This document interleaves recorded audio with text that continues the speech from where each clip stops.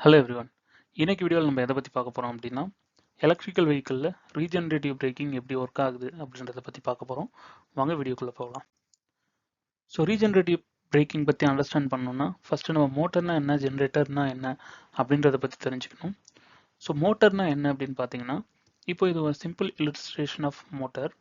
இந்த இடத்துல அவுட் சைடில் பார்த்தீங்கன்னா ஒரு நேச்சுரல் மேக்னெட் இருக்குது அண்ட் இடையில நம்ம ஒரு காப்பர் காயில் வச்சுருக்கோம். பேட்டரியிலேருந்து இதுக்குள்ளே நம்ம எனர்ஜி சென்ட் பண்ணும்போது இந்த காப்பர் காயிலும் ஒரு மேக்னெட்டாக கன்வெர்ட் ஆகுது. இப்போ வெளியில் இருக்கிற மேக்னெட்டில் நார்த் போல் சவுத் போல் இருக்குது. அதுக்கு ஆப்போசிட்டாக இந்த காப்பர் காயிலில் நார்த் போல் சவுத் போல் நமக்கு இருக்கும். ஸோ அதை நோக்கி அட்ராக்ட் ஆகும்போது இந்த காப்பர் காயில் அதாவது மோட்டர் சுத்த ஆரம்பிக்குது. இதுதான் normal working of motor. So பேட்டரியிலேருந்து எனர்ஜி எடுத்துக்கிட்டு ரொட்டேட் ஆனால் அது மோட்டர். ஸோ ஆப்போசிட்டாக ஜென்ரேட்டர்னா என்ன அப்படின்னு பார்த்தீங்கன்னா, இப்போ அவுட் சைடில் நமக்கு அகைன் மேக்னெட் இருக்கு, இன்சைடில் காப்பர் காயில் இருக்கு. அதை நம்ம பேட்டரி வச்சு ரொட்டேட் பண்ணுறதுக்கு பதிலாக வேற ஏதாவது ஒரு ஃபோர்ஸ், இதை ஒரு விண்மில் அப்படின்னு எடுத்துக்கோங்க. இப்போ விண்மில்ல இருக்கிற அந்த விண்மில் பிளேடு இருக்கு பார்த்தீங்களா, அது ரொட்டேட் ஆகும்போது இந்த காப்பர் காயில் ரொட்டேட் ஆகுது. எனிவே நமக்கு வந்து இந்த மோட்டார் லா படி என்ன ஆகும்னா, ஒரு மேக்னெட்டிக் ஃப்ளக்ஸை ஒரு மெட்டல் பார்ட் கட் பண்ணும்போது எலக்ட்ரிசிட்டி ஜென்ரேட் ஆகும். ஸோ இங்கேருந்து எலக்ட்ரிசிட்டி ஜென்ரேட் ஆகி நமக்கு இப்போ இந்த இடத்துல வந்து ஒரு பல்ப் எரியிற மாதிரி காமிச்சிருக்கோம். பட் இங்கே வந்து நமக்கு பேட்டரி கன்சிடர் பண்ணிக்கோங்க. ஸோ தட் பேட்டரி வந்து நமக்கு ரீசார்ஜ் ஆகும். ஸோ இந்த மோட்டர் அண்ட் ஜென்ரேட்டர் ஒர்க்கிங் இது கிளியராக புரியும் அப்படின்னு நம்புகிறேன்.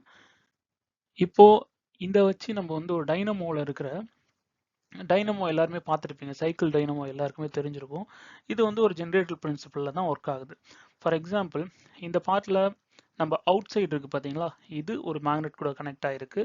டவுன் பார்ட் ஆஃப் த டைனமோவில் நமக்கு அதே மாதிரி ஒரு காப்பர் காயில் இருக்குது. ஸோ இந்த மேக்னெட்டை நம்ம ரொட்டேட் பண்ணும்போது என்ன ஆகும்னா இந்த இடத்துல எலக்ட்ரிசிட்டி ஜென்ரேட் ஆகும். இதுலேருந்து வெளில வர்ற கேபிளை தான் நம்ம லேம்ப் கூட கனெக்ட் பண்ணியிருக்கோம். இந்த மெக்கானிசம் படி தான் நமக்கு சைக்கிளில் இருக்கிற டைனமோ ஒர்க் ஆகுது.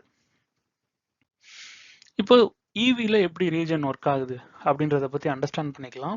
So first of all general working நம்ம இப்போ ஆக்சிலரேட் பண்ணுறோம். ஸோ ஆக்சிலரேட் பண்ணும்போது பேட்டரியில் இருக்கிற எனர்ஜியை எம்சியூ மூலியமாக மோட்டருக்கு கொடுக்குறோம், மோட்டர்லேருந்து வீலுக்கு போகுது. இது நார்மல் ஒர்க்கிங் மெக்கானிசம், இது மோட்டர் பிரின்சிபல்.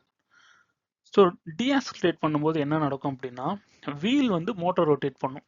இப்போ நம்ம பார்த்த ஜென்ரேட்டர் மெக்கானிசம் மாதிரி வீல் வந்து மோட்டர் ரொட்டேட் பண்ணுறதுனால உள்ள இருக்கிற மேக்னெட்டிக் ஃப்ளக்ஸை ஆர்டிஃபிஷியலா ஆர் எப்படி சொல்றோம்னா எக்ஸ்டர்னல் ஃபோர்ஸ் மூலியமா வீலை சுத்தி நம்ம இந்த ஷாஃப்டை சுத்துறதுனால உள்ள இருக்கிற மேக்னெட்டிக் ஃப்ளக்ஸ் கட் ஆகும்.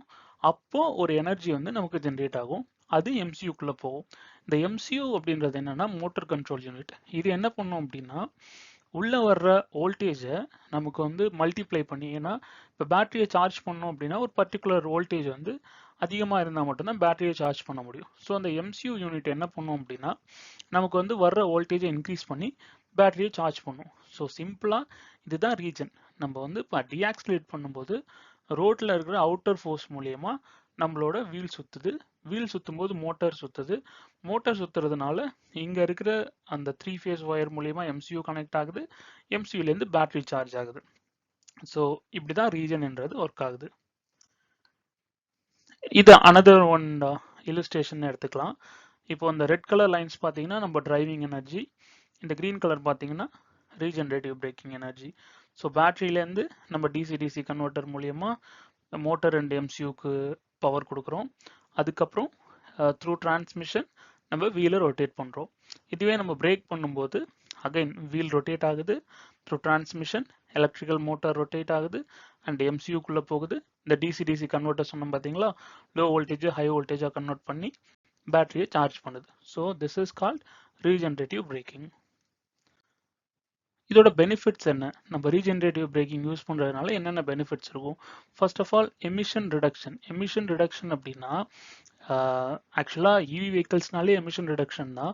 ஃபர்தராக இப்போ வந்து நான் நார்மல் பிரேக் யூஸ் பண்ணுறேன் அப்படின்னா டயரோட வியர் அண்ட் டியர் ரொம்ப அதிகமாக இருக்கும். டயர் அந்த பிரேக்கிங் பேட்லாம் இருக்குது பார்த்தீங்களா, அதோட வியர் அண்ட் டியர் அதிகமாக இருக்கும். இப்போ அந்த வியர் அண்ட் டியர்லாம் காற்றுல கலக்கிறதுனால எமிஷன் வந்து கொஞ்சம் இன்க்ரீஸ் ஆகும். ஸோ நம்ம ரீஜன் பிரேக்கிங் வந்து எப்போவுமே எலக்ட்ரானிக்லி ஆப்ரேட் ஆகுது யூஸிங் கரண்ட். ஸோ அந்த டைமில் எந்த விதமான பொல்யூஷனுக்கும் வாய்ப்பு கிடையாது. ஸோ ஆப்வியஸாக இது எமிஷனை ரிடக்ட் பண்ணுது. அண்ட் எனர்ஜி எஃபிஷியன்சி, இப்போ நான் ரீஜன் பிரேக்கிங் யூஸ் பண்ணும்போது என்னோட பேட்டரி சார்ஜ் ஆகுது, ஸோ தட் என்னோட ரேஞ்சும் இன்க்ரீஸ் ஆகும். ஆப்வியஸாக என்னோட ரேஞ்ச் இன்க்ரீஸ் ஆகும்போது நான் சார்ஜ் போட வேண்டிய அவசியமும் குறையுது, ஸோ காஸ்ட்டும் குறையுது. அகைன் நான் முன்னாடி சொன்ன மாதிரி காம்போனன்ட் வியர், மெக்கானிக்கல் காம்போனன்ட் வியர்ஸும் குறையுது. ஸோ இந்த வீடியோ உங்களுக்கு பிடிச்சிருக்கும் அப்படின்றத நான் நம்புகிறேன். இதில் ஏதாவது டவுட் இருந்ததுன்னா எனக்கு கமெண்ட்டில் கேளுங்க, நான் டீட்டெயிலாக எக்ஸ்பிளைன் பண்ணுறதுக்கு ரெடியாக இருக்கேன். நம்ம சேனலை மறக்காமல் சப்ஸ்கிரைப் பண்ணிக்கோங்க. Thank you so much.